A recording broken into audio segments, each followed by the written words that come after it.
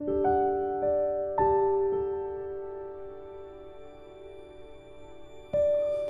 friends, எல்லாருக்கும் வணக்கம். Welcome back to Aishu வீட்டு சமையல். இன்னைக்கு நம்ம என்ன பார்க்க போறோம்னா ஒரு சூப்பரான கார்லிக் மயோனைஸ் வீட்லயே எப்படி செய்யறதுன்னு பார்க்க போறோம். ஃப்ரெண்ட்ஸ், இந்த கார்லிக் மயோனைஸ் நம்ம வீட்லயே ஒரு 5 நிமிஷத்தில் சட்டுன்னு செய்யக்கூடிய ரெசிபி. இது நிறைய ரெசிபிக்கு நம்ம யூஸ் பண்ணலாம். ரொம்ப டேஸ்ட்டாக இருக்கும் ஃப்ரெண்ட்ஸ். கண்டிப்பாக ட்ரை பண்ணி பாருங்கள். செய்கிறதுமே ரொம்ப ஈஸி தான். நம்ம வீட்டில் இருக்க பொருட்களை வச்சு நம்ம ரொம்ப ஈஸியாக செஞ்சிடலாம். இப்போ வாங்க ஃப்ரெண்ட்ஸ் வீடியோக்குள்ளே போகலாம். வீடியோக்குள்ளே போகிறதுக்கு முன்னாடி என்னுடைய சேனலை நீங்கள் இன்னும் சப்ஸ்கிரைப் பண்ணி வச்சுலாட்டி சப்ஸ்கிரைப் பண்ணி வச்சுக்கோங்க. மறந்துடா பக்கத்தில் இருக்க பெல் பட்டனையும் கிளிக் பண்ணி வச்சுக்கோங்க. அப்போ தான் நான் போடுற வீடியோஸ் உங்களுக்கு நோட்டிஃபிகேஷனாக வரும் ஃப்ரெண்ட்ஸ். இது வரைக்கும் என்னுடைய சேனலை சப்ஸ்கிரைப் பண்ணி வச்சுருக்க எல்லாருக்குமே ரொம்ப நன்றி. வாங்க வீடியோக்குள்ளே போகலாம்.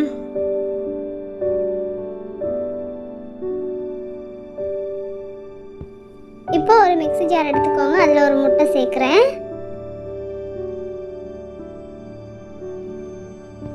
அதுக்கப்புறம் 4 பல் பூண்டு சேர்க்குறேன். சுகர் 1 டேபிள் ஸ்பூன் சேர்த்துக்கோங்க.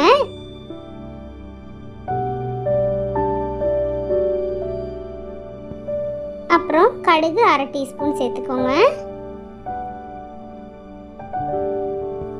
மிளகு பொடி 1/2 டீஸ்பூன் சேர்த்துருக்கிறேன்.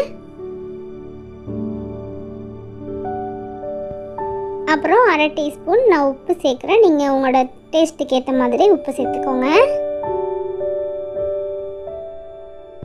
எலுமிச்சை சாறு நான் 1 டேபிள் ஸ்பூன் சேர்க்குறேன். இதுக்கு பதிலாக நீங்கள் வினிகர் கூட சேர்க்கலாம். ஆனால் நான் இன்னைக்கு எலுமிச்சை சாறு தான் சேர்க்குறேன்.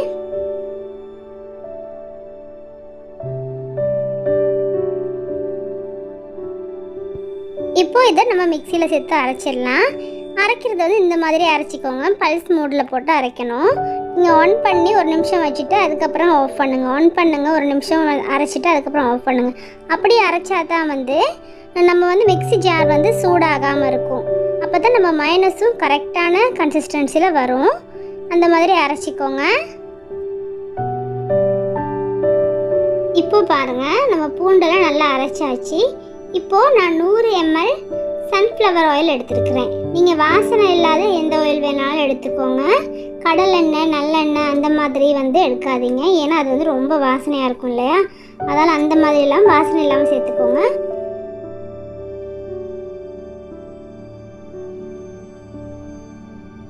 எண்ணெயை நம்ம அப்படியே உடனே அவ்வளோத்தையும் சேர்த்துடக்கூடாது. நம்ம கொஞ்சம் கொஞ்சமாக சேர்த்து நான் சொன்ன மாதிரி அரைச்சிக்கோங்க. அப்புறம் நம்மளுக்கே விளங்கும் அது நல்லா கெட்டியாகிட்டு வர்றது. ஆனால் எண்ணெய் அந்த அளவு கரெக்டாக இருக்கும். 100 ml ஒரு முட்டைக்கு கரெக்டாக இருக்கும். இந்த மாதிரி பாருங்கள், நல்லா கெட்டியாக வரணும்.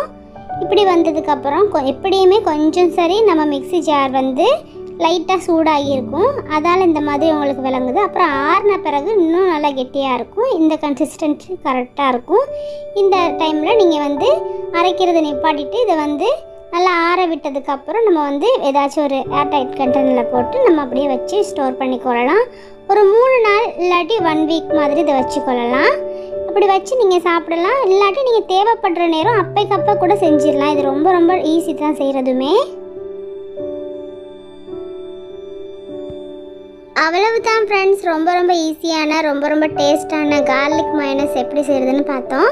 இது உங்களுக்கு பிடிச்சிருந்துச்சுன்னா லைக் பண்ணுங்கள், ஷேர் பண்ணுங்கள், கமெண்ட் பண்ணுங்கள், சப்ஸ்கிரைப் பண்ணுங்கள். மறந்துடாம பக்கத்தில் இருக்க பெல் பட்டனையும் கிளிக் பண்ணுங்கள். அப்போ தான் நான் போடுற வீடியோஸ் நோட்டிஃபிகேஷனாக வரும் ஃப்ரெண்ட்ஸ். இது வரைக்கும் என்னுடைய சேனலை சப்ஸ்கிரைப் பண்ணியிருக்க எல்லாருக்குமே ரொம்ப நன்றி. தேங்க்யூ ஃபார் வாட்சிங்.